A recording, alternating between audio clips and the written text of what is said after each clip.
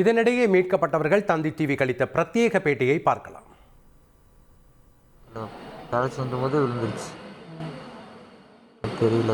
அது எப்படி கொட்டுச்சு தெரியல உங்களுக்கு? தெரியும், இருட்டாக இருந்துச்சு, அப்போ ஒன்றும் தெரியல. இன்னும் மேலே கொட்டிருச்சு. மேலே கொட்டிருச்சு. மயக்கம் அடைஞ்சிட்டீங்க.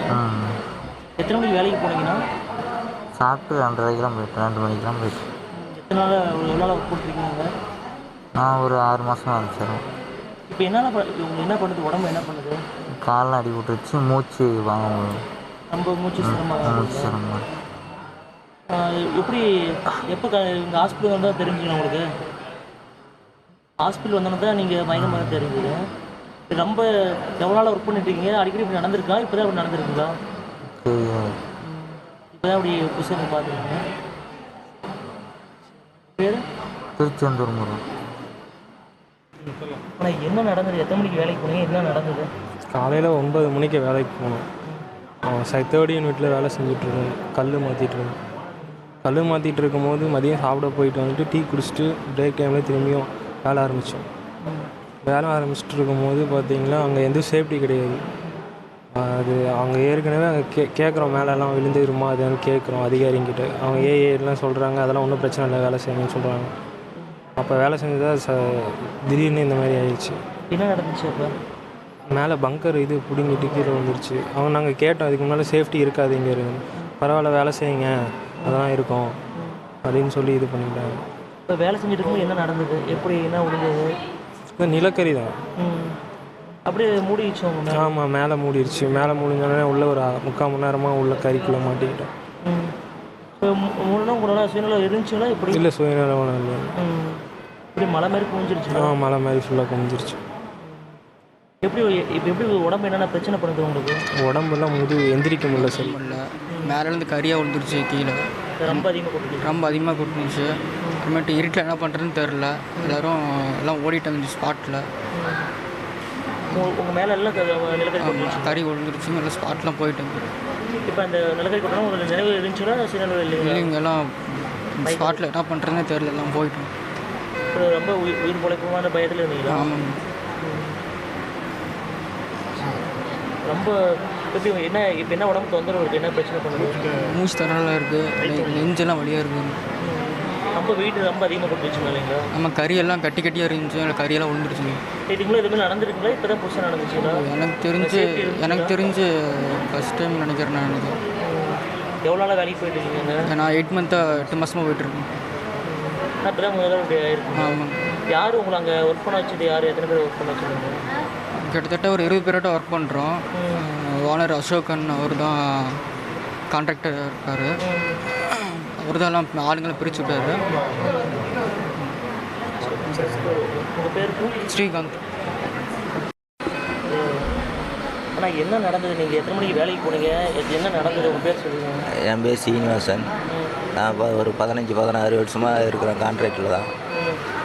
இப்போ அப்போ நல்லா இருந்தது.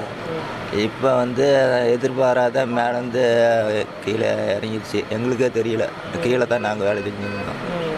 திடீர்னு எப்படி இறங்கினது? பெல்ட்டுகள் தெரிஞ்சுங்களா? இல்லை, அதெல்லாம் எதுவும் தெரியல. அப்போ என்ன நடந்ததுண்ணா? நாங்கள் கீழே வேலை செஞ்சு இருந்தது, திடீர்னு விழுந்தது தான், அதுதான் தெரியும்.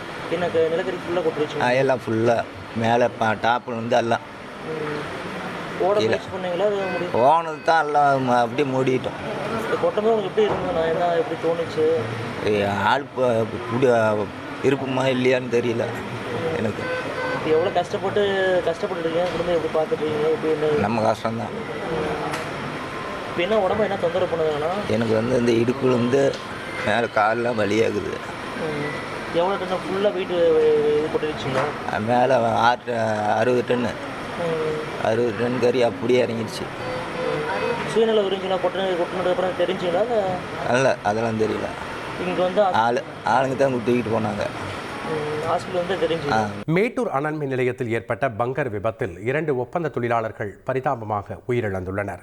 சேலம் மாவட்டம் மேட்டூரில் அனல் மின் நிலையம் செயல்பட்டு வருகிறது. இதில் 2 பிரிவுகள் உள்ளன. முதல் பிரிவில் 840, இரண்டாவது பிரிவில் 600 என மொத்தம் 1440 மெகாவாட் மின்சாரம் உற்பத்தி செய்யப்படுகிறது. இந்த நிலையில் அனல் மின் நிலையத்தில் நிலக்கரி பங்கர் திடீரென சரிந்து விழுந்து விபத்து ஏற்பட்டது. இதில் அங்கு பணியில் இருந்த 8 பேரில் 7 பேர் விபத்தில் சிக்கினர். உடனடியாக அவர்களில் 5 பேரை மீட்டு தீயணைப்புத் துறையினர் மருத்துவமனையில் அனுமதித்தனர். மேலும் ஒப்பந்த தொழிலாளர்களான வெங்கடேஷ் மற்றும் பழனிசாமி நிலக்கரி துகள்களுக்கு அடியில் சிக்கி பரிதாபமாக உயிரிழந்தனர்.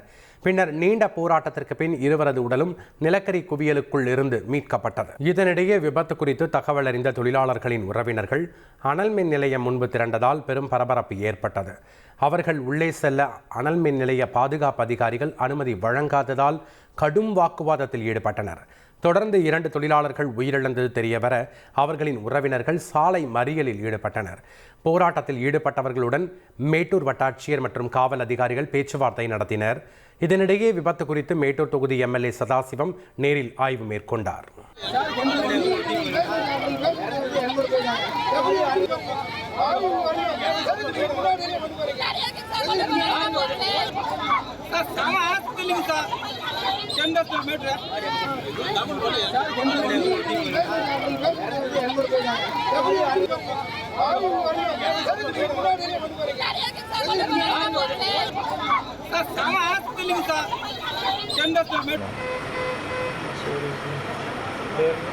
சீனிவாசன் வேலைக்கு போனோம்.